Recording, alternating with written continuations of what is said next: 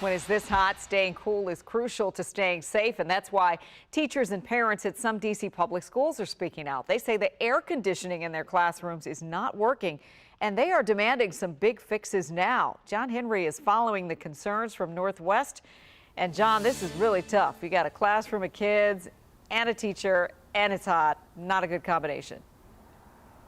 Correct, and that's all across the district. Actually, teachers have been saying that this has been going on for years in D.C., faulty AC units in classrooms. And they say with another hot day on the way tomorrow, they want change now.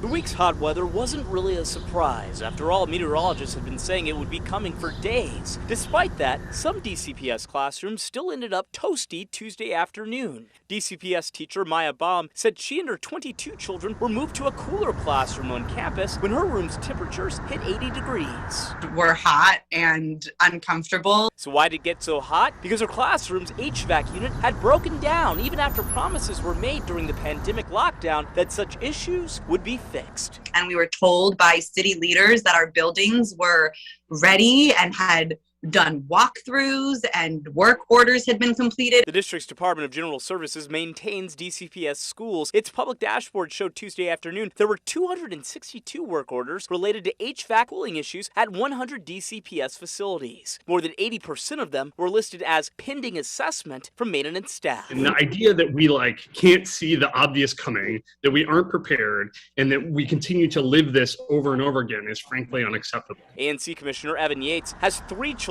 at Thompson Elementary School in Northwest. That campus had 6 open work orders related to cooling problems. Everybody knew at the beginning of the year that we needed the HVAC system. Baum adds she's just not sure how teachers can deal with these added challenges. Just this isn't sustainable.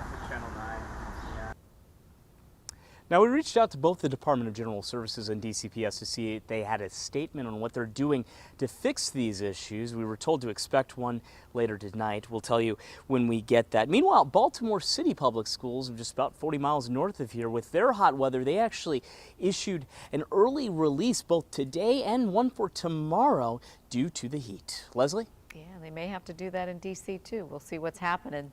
John, thank you.